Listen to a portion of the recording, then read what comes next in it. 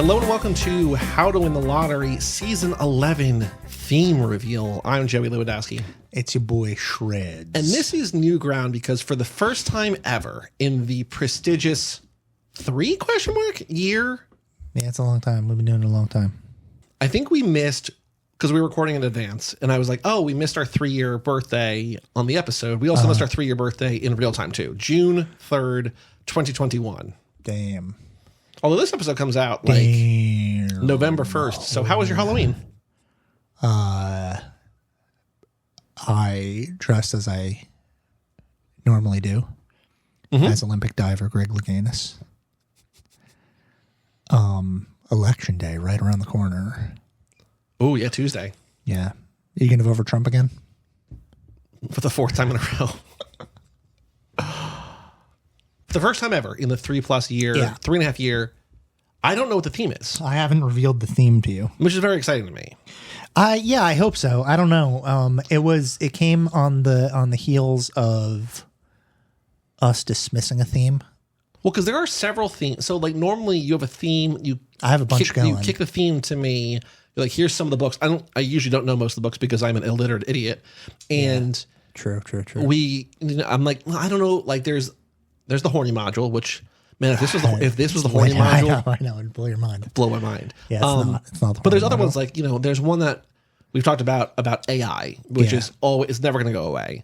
But feels, number one, depressing. Number two, I read about it for work, like just tech news. So I don't know if I want to read. Well, number three, we just can't get along on it. We'll just fight about it. Which is also good podcasting. But I'll yell at you and then you'll get mad. There's a couple like that. It's just like, well, we have entire things mapped out, like sort of in sequence too. Yeah. But this one, new. Brand new. Exciting. Also, the major difference between this and other ones is that the theme is not content. The theme is structural. Ooh. Yeah. Which I guess we did once for graphic. Kind of, yeah. Content, actually, yes. That's a fact.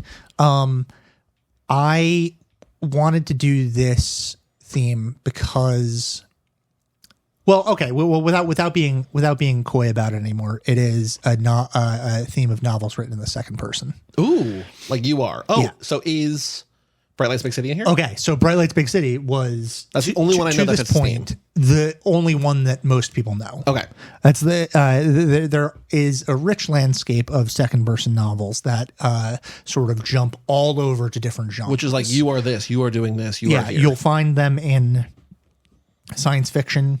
You'll find them in auto fiction. My favorite genre, choose your own adventure. Yes, choose your own adventure is a big is a huge. I mean, all choose your own adventure is in second person, and that comes up a little bit in here, cool. which will be maybe a problem to talk about. We'll see how that goes. Cool. But I wanted to focus on this because we had been having requests that our modules be less depressing. Yes. So I wanted to move it away from including requests from, I think, both of us. I think a movement away from a depressing theme toward a theme that would not entirely take us away from sadness, because you can certainly write a sad book in the second person, but also maybe focus more on the aesthetics of things. In doing so, like, allow us to explore many different emotions rather than really like the one emotion that you can have about climate change. Sure. Yeah. So my hope is that we'll bounce around genres, we'll bounce around. Certainly, aesthetically, these novels will be more experimental, just because by its very nature, not that many novels are written in second person. It's certainly the least written in person. So is Bright Lights Big City in this module? It is. Okay. It's sort of as the sort of ballast. Is that, and maybe we'll talk about it then, was that the first one, or just the one that people know? No, it's definitely not the first one. Oh yeah, no. There's lots of novels before them written in second person. That's still the big one. There's another one on here that is bigger insofar as it is a lot of people think of it as sort of like a high watermark in experimental fiction. But does Coma Baby live in that one? I can't recall Coma Baby's fate. So we will go through this. I think there are 11 here. They're mostly pretty short, which is another nice thing because we get to chill out a little bit after a very rough end to the eco module, and then sort of some tougher experimental fiction in the Vermont module. We have coming up first an author I think you're probably familiar with, which is Charles Yu and his novel Interior Chinatown. What would I know him from? He just writes like sort of science fiction that's been pretty popular. The second one, this is the novel that I was talking about as sort of what some people think of as high watermark for experimental fiction, is If on a Winter's Night a Traveler by Italio Calvino. Oh, I have a bunch of his books. I've never read any of his stuff, but I've read, Okay. I own a bunch of it. So this will... Cool. Bright Lights Big City by Jay McInerney. Heard of it, read it. Part of the Literary Brat Pack, a novel from the 1980s. A book called Suicide by... I might not pronounce this name correctly, but I think it's Edouard Levy. Okay. There is The Malady of Death by Marguerite Duras. There is How Like a God by Rex Stout, which is actually the book that made me think of this module in the first place, because that is released by Hard Case Crime. So it is a crime novel. And Which did Memory, right? The Donald Westlake novel Memory that we covered. And I saw them advertising on Twitter, and they mentioned that it was in second person. And I thought, interesting. I want to read more books in second person. Let's do this. Cool. The Diver's Clothes Light. I like that this is like you're just making me do a bunch of work because you're interested in doing a thing. Like I know that's also what I'm signing up for, but like I want to read a bunch of books in second person, so you're going to read a bunch of books in second person. That's exactly what it is. Also, I didn't want to do a horror module because we were coming off something heavy, and I didn't want to do the AI module because of all the reasons that we mentioned. And the horny module can never happen. No, that'll happen eventually. Nope. Okay, maybe. The Diver's Clothes Lie Empty by Vendela Vida. The Night Circus by Aaron Morgenstern. A Man Asleep by George Perec. Life's Lottery by Kim Newman, which is the book that if I'm remembering correctly, is a Choose Your Own Adventure novel. Is that our first lottery book on the Lottery Pod? Did we read this? We didn't read The Solar Lottery by Philip K. Dick, did we? Okay. That was in a money module that I made. I made a module that was all about money. Didn't know about that either. Yeah, well, there are a couple of modules that I've made. One about boats, one about money, that I have abandoned because... You abandoned ship?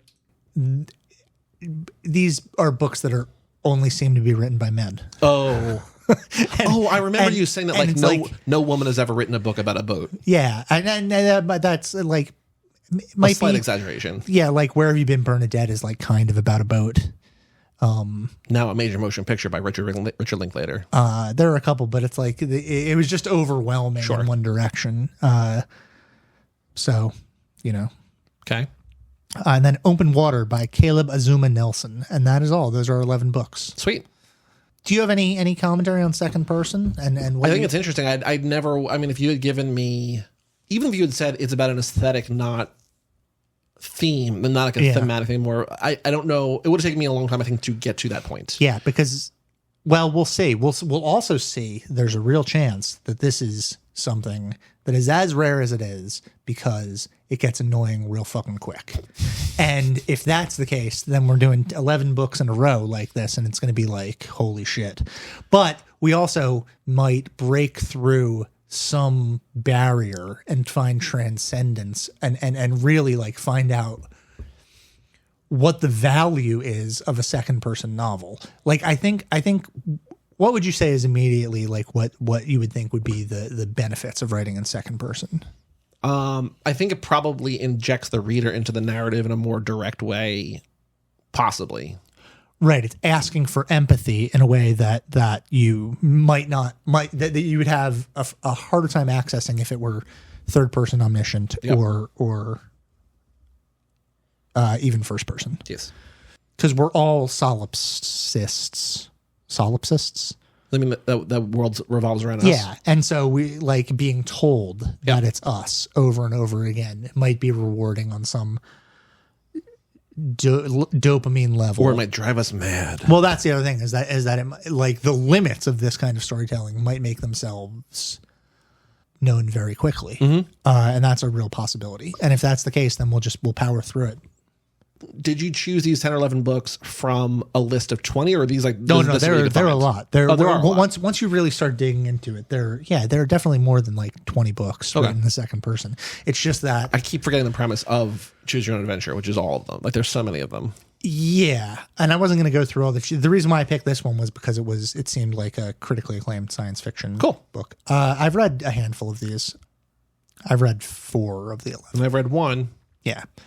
And then what do you think are the drawbacks probably of it? Probably harder to. It might be harder. No, I want to say probably. It might be harder to create a known world around, like by having the reader inject themselves into the thing. It might be less of an escapist kind of thing where it's like, oh, I'm reading about like an indigenous person of like Guam or whatever or whatever. And then all of a sudden you're appropriating culture. Exactly. So I don't know. Like it possibly. What else? What do you see drawbacks? Well, I think it might be it might be hard to like stick to the rules of it to like not sort of aesthetically betray what you're doing by relying on the tricks of first person and third person. Maybe that's why they're short. Maybe they're just like, I can't like any long it's gonna break the facade. Right. I don't think any of these books are I don't think any of these books are more than 300 pages. Cool. Which is nice because we need a little break. Baby needs his bottle. I'm looking forward to it. I just want you to keep reading. Oh, we do that on these episodes too? I don't know. Yeah. Today's crime is smashing a bottle on Joey's head.